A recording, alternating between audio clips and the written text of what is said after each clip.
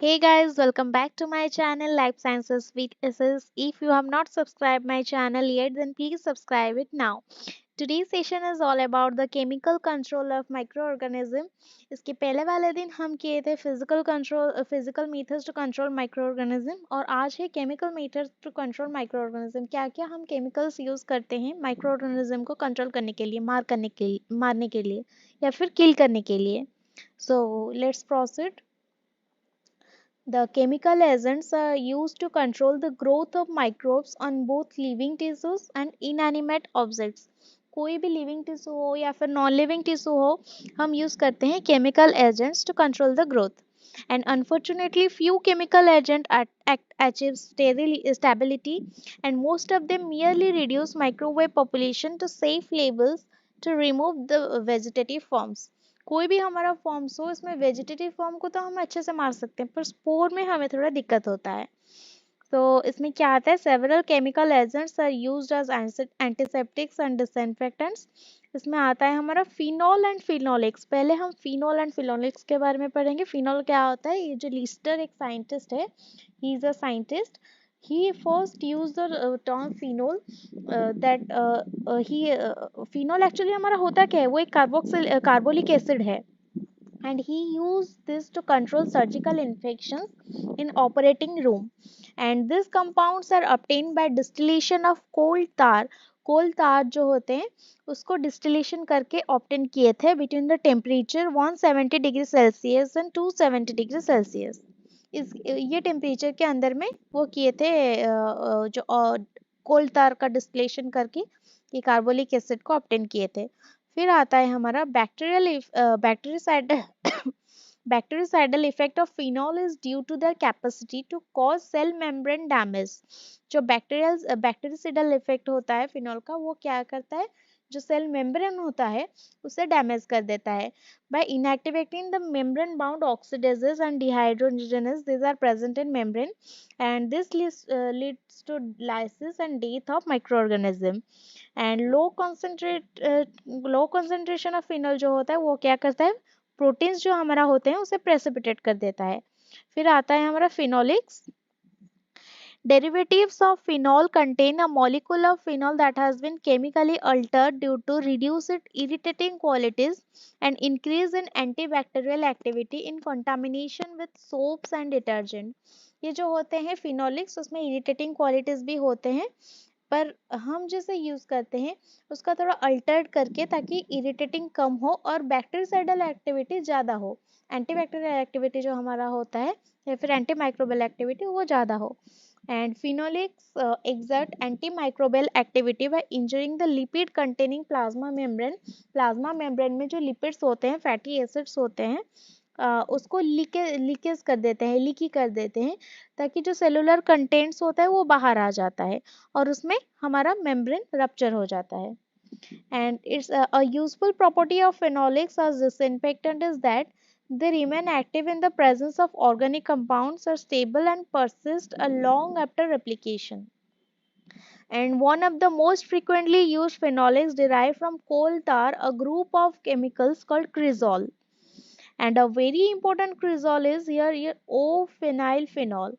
ये होता है हमारा एक बहुत ही इम्पोर्टेंट क्रिजोल होता है. एंड और इसका मेन इंग्रेडिएंट होता है, मतलब the main ingredient is most formulations of Lizol. जो लाइजोल होता है उसका मेन कंपोनेंट होता है.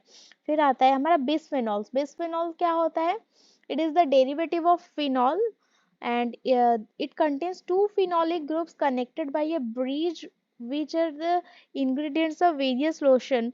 जो बॉडी लोशन हम यूज करते हैं इसमें बहुत ज़्यादा से ज़्यादा बिस्फेनॉल पाए जाते हैं. and another widely used bisphenol is triclosan, an ingredient in antibacterial soaps and at least one toothpaste.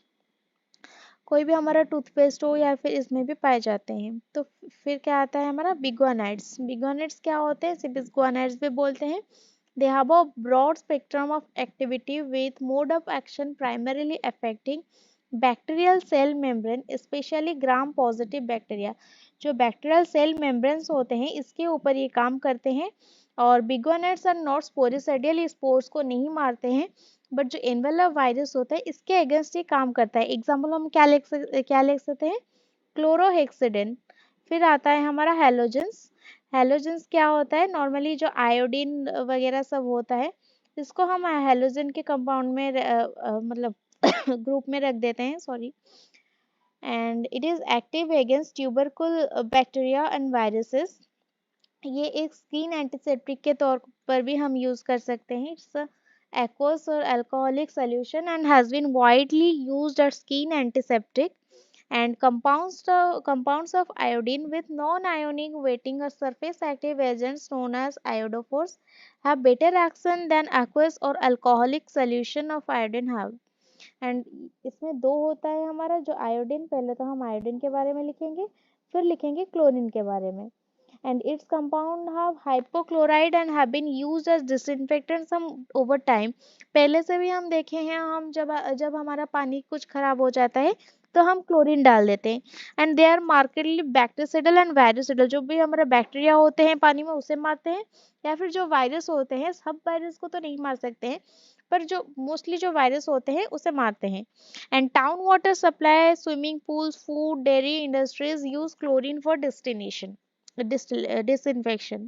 And here organic chloramines are used as antiseptic for dressing wound। जो हमारा wound होते हैं उसको ड्रेसिंग करने के लिए ऑर्गेनिक क्लोरामिन्स को use करते हैं, पर उसका एक डिसएडवांटेजेस है। जैसे हर चीज का डिसएडवांटेजेस होता है, एडवांटेजेस भी होता है। ये क्या है, this have shown low resistance to low doses of chlorine.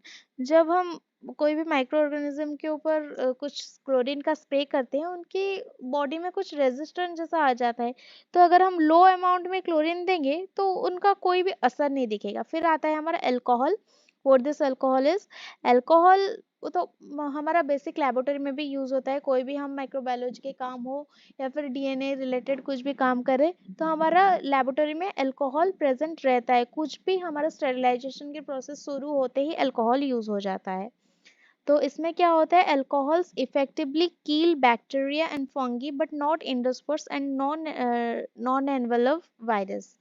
यहाँ पे जो हम अल्कोहल यूज क्यों करते हैं, जो भी उसमें बैक्टीरिया हो या फिर और कोई vegetative like your micro organism जो भी हो लाइक फंगी, ये मारते हैं, अल्कोहल मारते हैं। इसको हम सॉल्यूशन बनाकर रखते हैं डिस्टिल वाटर के साथ और स्प्रे करते हैं या फिर सॉरी वाइप करते हैं। Alcohol usually denatures the protein, but it can also disturb membrane and dissolve many lipids of enveloped viruses। जो enveloped virus होते हैं उसका lipid को ये dissolve कर लेते हैं। And two most commonly used alcohols are ethanol। ethanol तो हम regularly like use करते हैं, and isopropanol। And they are mainly used as skin antiseptic at a concentration of 60 to 90% in water, and they act by denaturing bacterial proteins, and they have this alcohol have no action on spores। ये spores के ऊपर कुछ भी काम नहीं करते हैं, spores होते हैं तो वो नहीं मरते हैं अल्कोहल के थ्रू।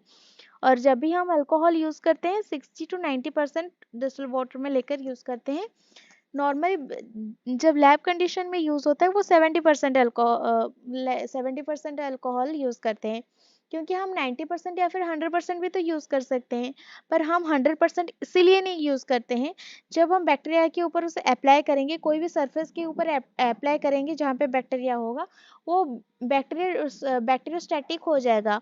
वो अपना ग्रोथ और रेप्लिकेशन या फिर मल्टीप्लिकेशन बोला जाए उसे रुक देता है, मतलब वो पूरा स्टॉप हो जाता है। अगर उसे फेवरेबल कंडीशन मिल जाए तो वो फिर से ग्रो कर लेता है। जब हम 70% अल्कोहल अप्लाई करते हैं तो धीरे धीरे करके उसकी मेम्ब्रेन रप्चर कर जाता है। तो यही फर्क होता है 70% और 100% अल्कोहल में। 70% अल्कोहल में bacterial membrane disturbs, but 100% alcohol में पहले तो वो पूरा स्टैटिक हो जाता है, फिर जब फेवरेबल कंडीशन आता है वो ग्रो करने लगता है। फिर आता है हमारा isopropyl alcohol. It is prefer as it is better fat solvent and is more bactericidal and less volatile and is use for disinfection of clinical thermometers. जो क्लिनिकल थर्मोमीटर्स हमारा होते हैं ये हम आइसोप्रोपाइल अल्कोहल से क्लीन करते हैं।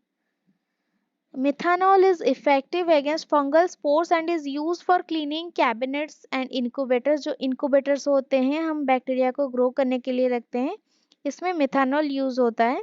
And this vapours are toxic and inflammable. ये बहुत ही टॉक्सिक होते हैं, इसको हम इनहेल नहीं कर सकते, बहुत ही केयरफुली इसे हैंडल करना है. फिर आता है हमारा एल्डिहाइड. ये एल्डिहाइड होता क्या है? These are among the most effective anti microbials. Example क्या हम देख सकते हैं? Formaldehyde, glutaraldehyde and orthophthalaldehyde. And formaldehyde क्या होता है? It is the active against the amino group in the protein molecule in aqueous solution and is markedly bactericidal, sporicidal and virucidal. ये ये स्पोर्स को मारते हैं और वायरस को मारते हैं और सॉरी बैक्टीरिया को भी मारते हैं. फिर क्या आता है हमारा? इसमें एक फॉर्मेलिन है. फॉर्मेलिन के नाम आप बहुत सुने होंगे, जो हमारा डेड बॉडीज को प्रिजर्व करने के लिए रखते हैं, या फिर कोई भी जो हमारा ममल्स को नॉट ममल्स, योर फीस हो, हम जब उसे प्रिजर्व करके रखते हैं, कोई भी हमारे लेबोरेटरी में स्पेसिमेन रहता है, वो कैसे रहता है? फॉर्मेलिन जो लिक्विड में उसको डुबा के रखते हैं.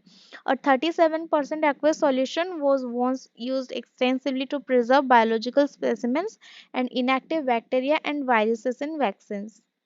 Then formaldehyde gas is an excellent disinfectant but became irritant and toxic when inhaled. ये सब हम बैक्टीरिया को, माइक्रो ऑर्गेनिज्म को मारने के लिए यूज करते हैं, पर ये जब हम इनहेल कर देते हैं वो हमारे लिए टॉक्सिक हो जाता है. फिर आता है हमारा glutaraldehyde. It is a chemical relative of formaldehyde and is less irritating and more effective than formaldehyde. ये ग्लूटाराल्डिहाइड ज़्यादा पावरफुल है. फिर क्या आता है हमारा? ऑर्थोप्टाल्डिहाइड. इसका क्या है? बैक्टीरियासाइडल एक्टिविटी है and it use to clean endoscopes of various patient and it is quick, effective and safe. फिर आता है एसिड. एसिड के थ्रू हम माइक्रो ऑर्गेनिज्म को कैसे मारते हैं? एक होता है पाराएसिटिक एसिड जो होता है, that is a good steriliser and it kills bacteria, particularly common antibodies resistant bacteria जो होते हैं, like your methicillin resistant enterococcus, ये एक बैक्टीरिया है. और क्लोस्ट्रीडियम डिफिशियल, ये एक बैक्टीरिया है, इसमें यूज होता है. एंड फिर आता है हमारा hypochlorous acid. It is generated from the reverse reaction of sodium hypochloride and hydrogen peroxide. जो हमारा reverse reaction of sodium hypochloride और हाइड्रोजन पेरोक्साइड का होता है, इसमें ये हाइपोक्लोरस एसिड जनरेट होता है. And it has a bactericidal activity and common pathogenic, जो कॉमन हमारा पैथोजेनिक ऑर्गेनिज्म होते हैं, इसे वो मारता है. Next is your dyes. Dyes में क्या होता है? दो टाइप के डाइज होते हैं, your aniline dyes and acridine dyes. Aniline dyes क्या होते हैं? ये लाइक ब्रिलियंट ग्रीन या फिर मैलाचेट ग्रीन जो होते हैं, क्रिस्टल वायलेट, ये सब होता है एनिलिन डाइज के अंदर आ जाता है. And there extensively used in skin wound and कोई भी हमारा बॉडी में चोट लग जाए, ये सब यूज होता है as antiseptics. And these aniline dyes include brilliant green, malachite green and crystal violet. And malachite green is used in Lowenstein Jensen medium as selective agent. जो लॉयंसन जेंसन मीडियम है उसमें एक सिलेक्टिव एजेंट में ये use होता है. And इसमें bacteria के ऊपर एक बहुत लीथल इफेक्ट है, क्योंकि this are believe to be due to their reaction with acid groups in the cell. फिर आता है aniline and acridine dyes both present है. एक्रिडिन डाइज क्या है? This are minimally affected by the presence of organic matter. कोई भी organic matter हो, इन्हें कोई भी फर्क नहीं पड़ता है. एग्जाम्पल क्या आता है? प्रोफ्लाविन, एक्रीफ्लाविन एंड यूफ्लाविन. ये तीन आता है. इसका तीन नहीं, बहुत सारे हैं, इसमें आप तीन दिए हैं, आप दो भी लिख सकते हैं, बट मैक्सिमम या फिर sorry that's minimum you have to write 2 for fetching marks. And they are usually used in wounds. जो भी कोई चोट लगे हम ये सब यूज करते हैं, डाइज वगैरह. And they impair the DNA complexes of the organism and prevent replication. ये माइक्रो ऑर्गेनिज्म के बारे में बोला गया है. They impair the DNA complexes of the organism and prevent replication. इसके बाद आता है हमारा गैस. गैस के थ्रू में हम कैसे मारते हैं?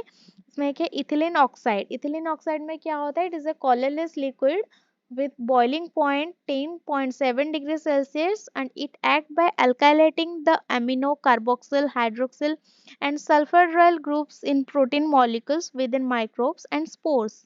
तो फिर आता है formaldehyde gas. Sorry.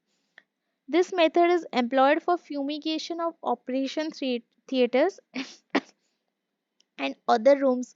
The sealed room is left unopened for 48 hours after fumigation. जब fumigation होता है तब वो रूम 2 दिन के लिए बंद रहता है, पूरा सील रह जाता है। और योर गैस में और एक आता है हाइड्रोजन पेरोक्साइड फॉगिंग। इसमें क्या होता है, bactericidal action is by oxidising the cell wall of organism and this has replaced by fumigation. अभी अभी फ्यूमिगेशन के मतलब योर फॉर्मल्डिहाइड गैस की जगह हाइड्रोजन पेरोक्साइड यूज होता है। फिर surface active agent. Surface active agent क्या होता है? These are substances that decrease the surface tension among the molecules of liquids like your soap, detergent, wetting agent, etc. And soap has a little value as an antiseptic, but it does not have an important function in mechanical removal of microbes through scrubbing. फिर chemical का preservation, chemicals लेकर हम बहुत food preserve करते हैं like your salt, sugar, like this. And here chemical preservatives are frequently added to food to retire spoilage.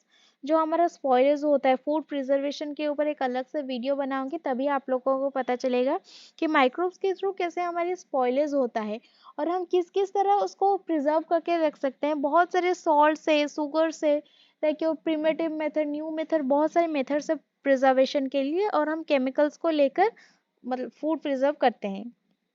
तो इसका example हम देख सकते हैं sulphur dioxide in wine making. जब वाइन बनता है तब सल्फर डाइऑक्साइड गैस दिया जाता है ताकि वो स्पॉइलेज ना हो, वो वाइन का टेक्सचर खराब ना हो।